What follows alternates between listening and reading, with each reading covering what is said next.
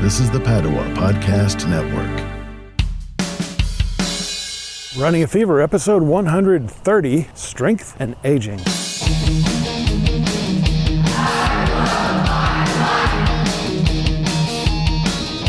Welcome to the show. My name is Michael Davis. This is all about fitness, diet, and medicine. I love my life so much that I want to make it last as long as possible. And I don't want to just add years to my life, but I want to add life to my years. If you feel the same way, then you're in the right place. Come on along, we'll get there together.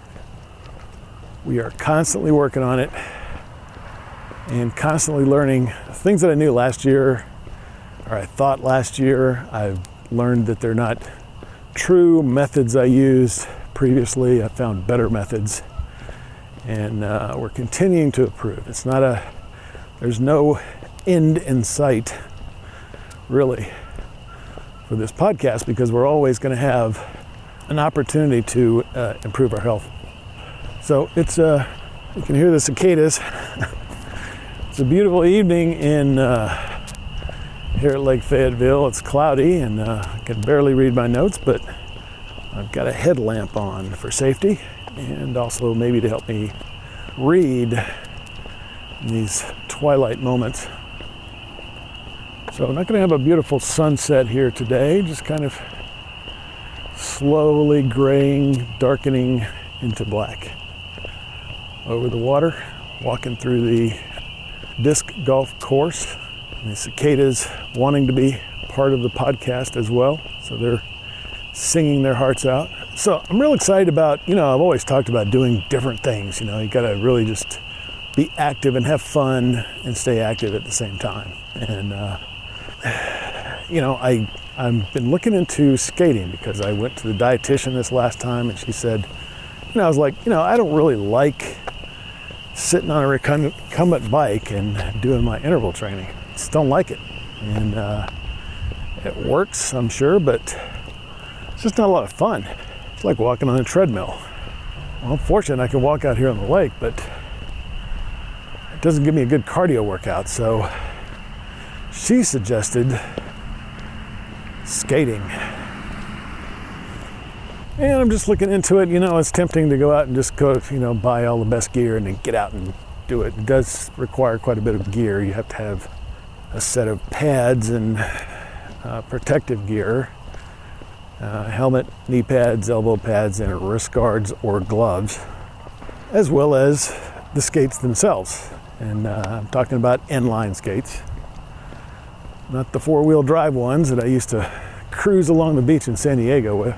And I don't know, I guess it was a fad at some point that had something to do with disco. I don't know. But it's still around, and there are many different kinds of skating. And but I mean, the good skates can cost as much as a good bicycle costs, And I remember when I was thinking about buying a bicycle, I was really kind of hesitant because of the cost of it. And while I'm sure I'd enjoy it, I don't think I would get the aerobic workout that I could potentially get from skating. So I'm pretty sure I can skate right here on the trail at Lake Fayetteville because it's all either asphalt or concrete. And so anyway, I'm excited about that. Look for more about that in the future. I also think I might be able to, the thing about aerobic exercise is that you are by definition going to be out of breath. So probably will not be very amenable to podcasting, but we will probably try it at least once. So the title of our show is Strength and Aging. And I've been thinking about this ever since, and this was actually before the podcast started. It's about the same time that the podcast started. I was talking to my friend Tom, who is the head honcho of our network, and he mentioned it to me a couple of years ago, and so ever since then I've been kind of concerned with the need to be strong as we grow older, and it kind of makes sense, but I wanted to look into it a little more.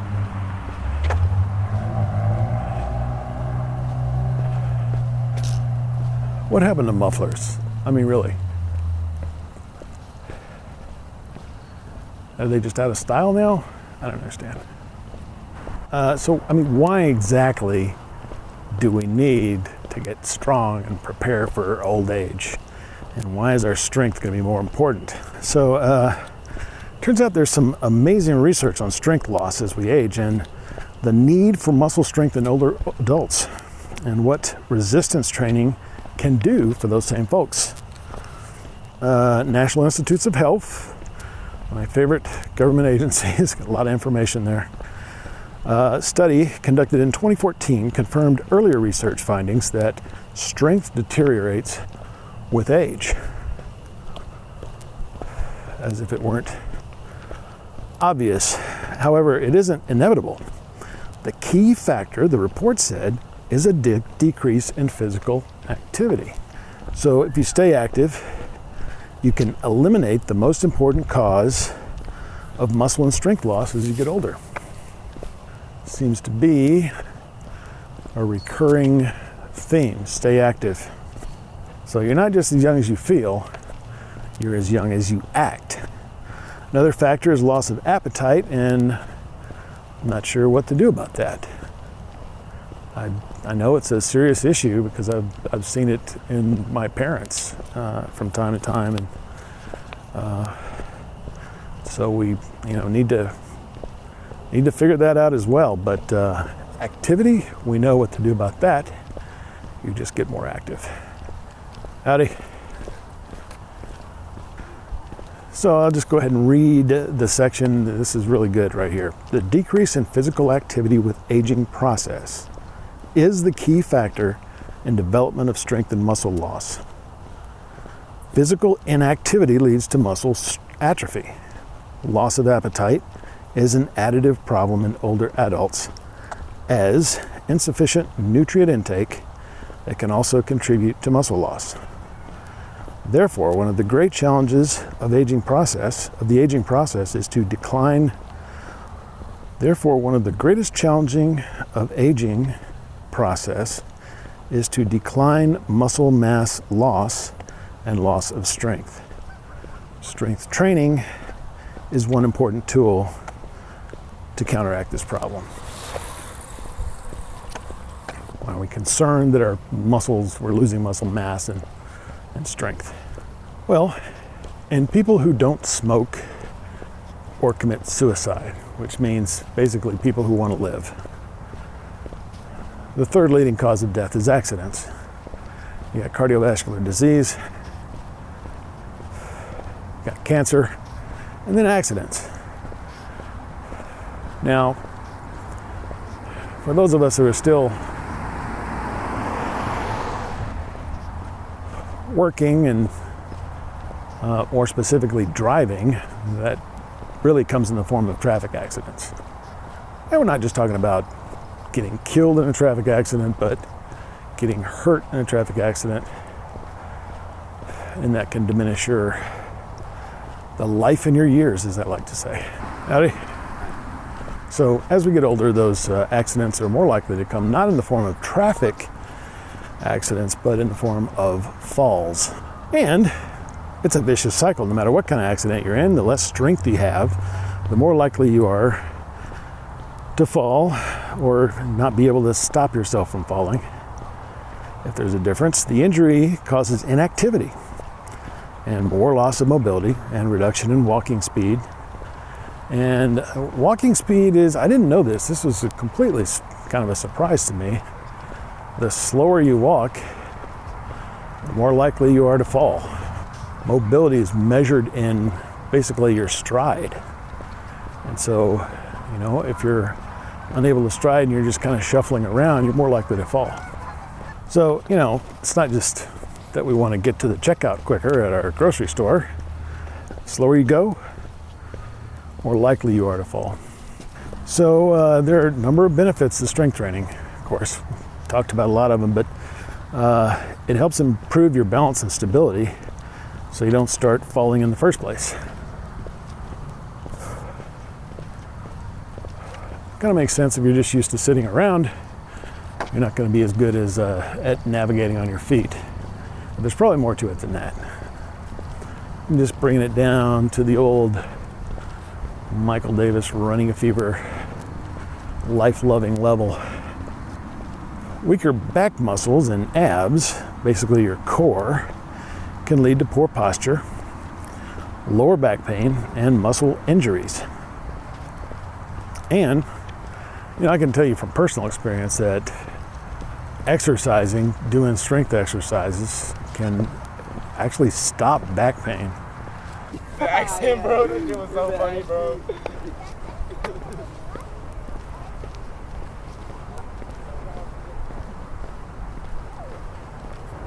Here on the dam, and the ducks are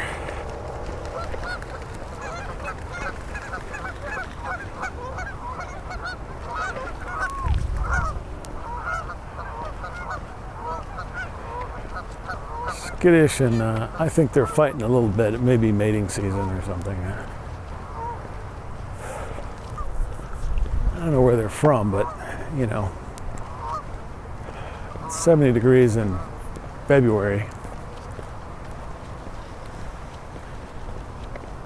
They can move pretty fast along the water. They're kind of half flying, half running. It looks like they're running across the water. Can't really see it that well. And that's probably why they're making noise too, because they probably can't see as well either, because it's so dark. Expecting a pretty active spillway today. I can already hear it, and I'm only halfway across the dam.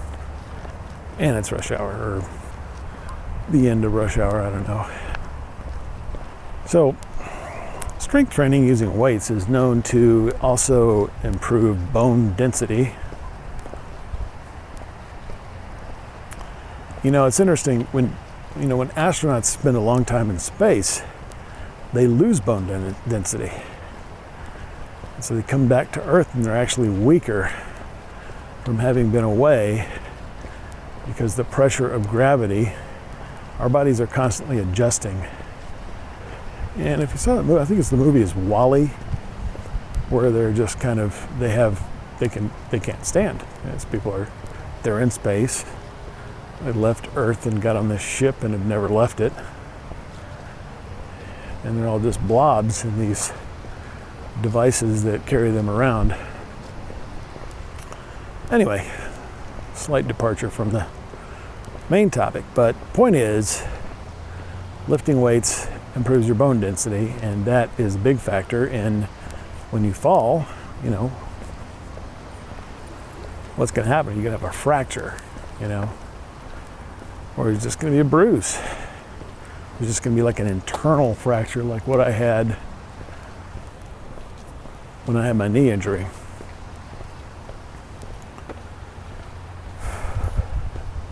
So that's a good benefit. You want your bones to be strong. You don't want to be frail and brittle. And there are many other benefits. Strength training can help arthritis pain, increase protein synthesis, increase your metabolism, testosterone, and DHEA levels. And so these things are kind of cellular growth factors, and those can also produce neurons and help their survival rate, thus staving off dementia. Everybody wants to do that. So go out and lift weights to stave off dementia. And it's hard to greet people when you can't see them in the dark, can't see their faces. I'm also kind of concerned somebody's gonna run up behind me, and I think a bug just flew in my nose. There's bugs. I mean, could it really be winter still?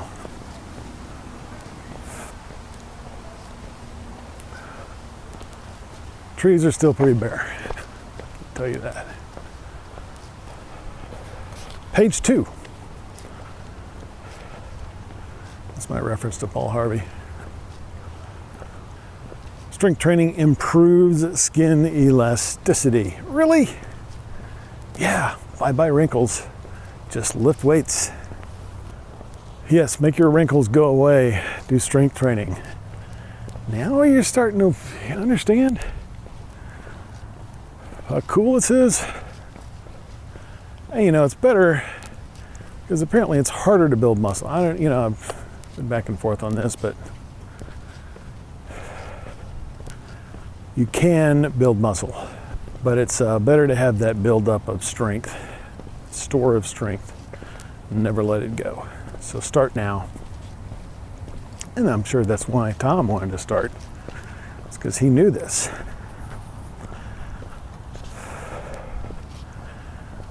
Strength training will help you regulate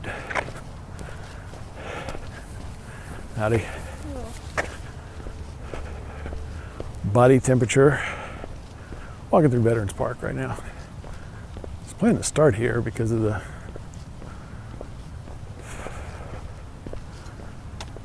environmental situations, but things get all confused. Had to slow my walking pace there because I want to get off of the pavement.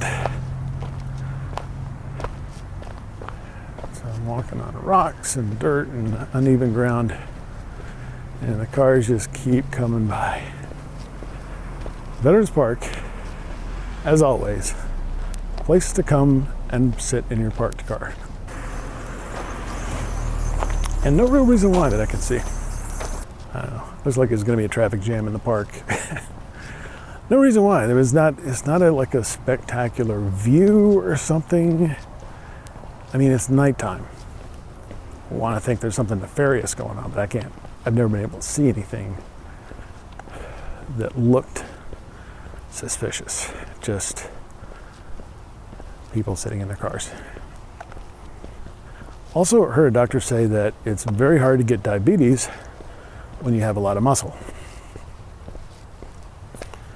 Again, a lot of these things I don't know why. I mean, I'll have the links to all my sources in the show notes, and you can make your own decision. That's definitely what I recommend you do. But I mean, it seems clear.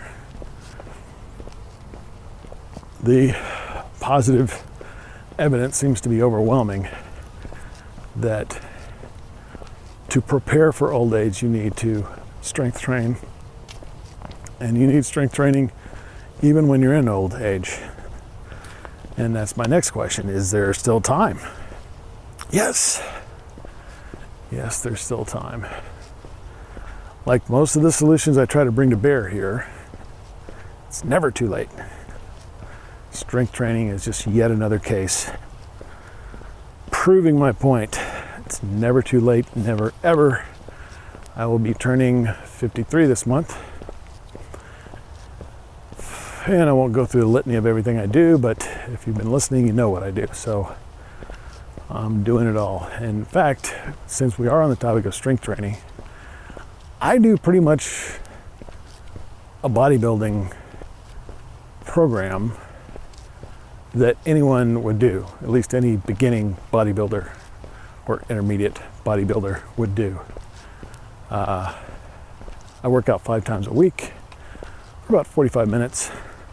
Work every muscle group in my body once a week.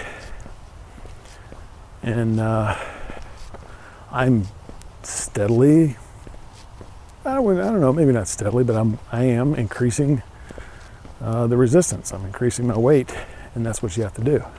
Progressive muscle overload. According to Dr. Joseph Mercola, older adults can see a 2 or 3-fold increase in strength in 3 to 4 months. And continued training can also increase muscle mass. So you can grow muscle even when you're in your 70s. So he also says you can reverse bone weakness like we talked about before. So what kind of training do you need? Well, I've just been talking about it. Progressive muscle overload. And that means you lift what you can safely lift, and when that gets easier, you go up in weight. When I do it, I start with 4 repetitions. I think Dr. Mercola recommended a higher rep range, 8 to 15, he says. I'm working in the 4 to 8. Try to do 4 to 6, but it's really more like 4 to 8. Sometimes I don't feel like I can go up in weight, but it happened today. With one, I can't remember what it was, but I went up in weight for set 2 and set 3, and it behaved just as I was expecting it to do. I go up 10 pounds, or if you're doing a dumbbell, you're just going to go up 5 pounds. I go up 10 pounds and I go down 2 reps. So if I can do 6, I increase it 10 pounds on the bar, or 5 pounds on the dumbbell. And then I can do generally 2 less. If I do 6, I can do 4. And I continue doing that weight until I'm back up to 6 again, and then I raise the weight again. Now I've gone backwards sometimes, and that's why you got to keep it up. You can lose strength. Muscle mass doesn't go away that quickly, but your strength does. And strength helps you push more weight, helps you build more muscle mass. But we're going for both here, really, because the muscle mass helps you in your metabolism. It helps you prevent diabetes. There's all kinds of things that are in this podcast that I've talked about that have more to do with muscle mass than they do with strength, but strength is also important.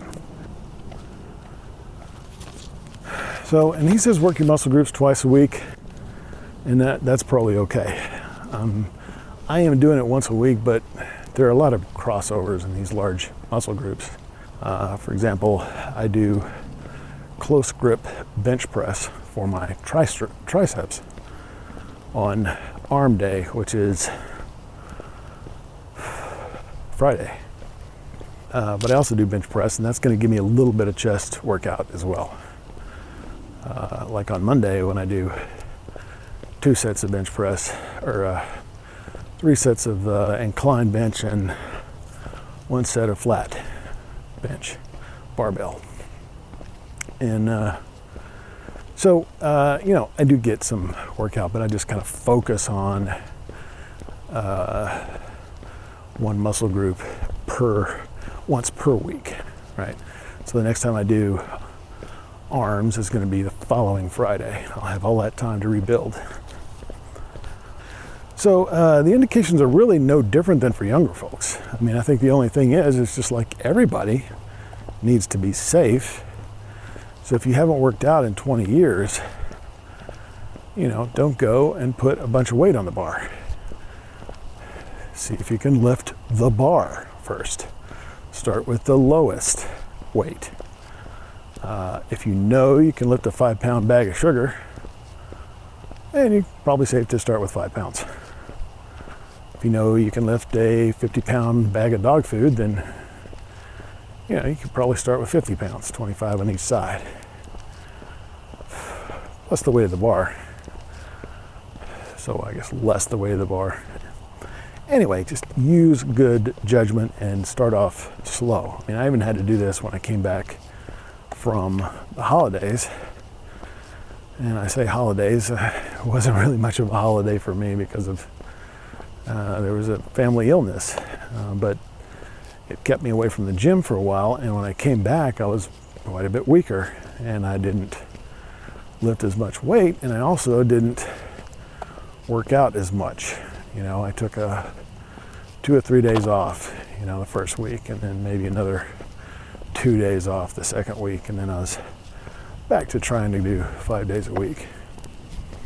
So just use common sense and be very gradual about it. It takes a long time to train yourself. You're talking about 3 to 4 months before you kind of really see that big difference. But if you're really trying to build muscle mass in terms of pounds, it takes years to do. So there's no rush, in other words.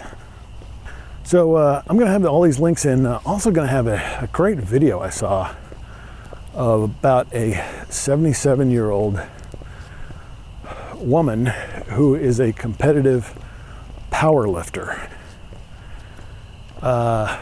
Pretty inspirational.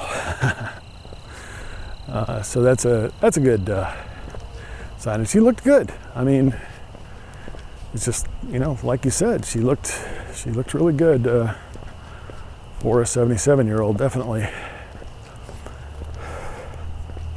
So yep, I'll have that, and also have a link to a free ebook on strength training for older adults that you can get. So free stuff at runningafever.com.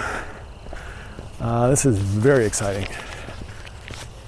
exciting stuff, and it's good to know that what I'm doing is the right thing for the future of my health.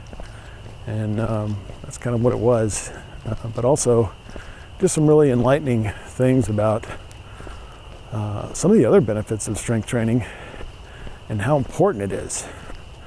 And now I have a kind of an idea of why that is, at least at a high level, more so than just trying to say use my common sense, which sometimes is uncommonly senseless.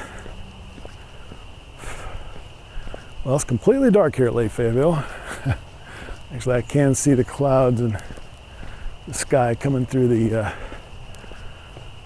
leafless trees that I'm sure will soon be sprouting leaves. It's only the first week of February, but a great spring-like day, or fall-like. Nah, it's more like spring, really. It's warm, more like a late spring. Anyway, it's warming up, and you should warm up your fever if you don't have it yet, and if you got it, be sure to keep it. And I will talk to you next time on Running a Fever.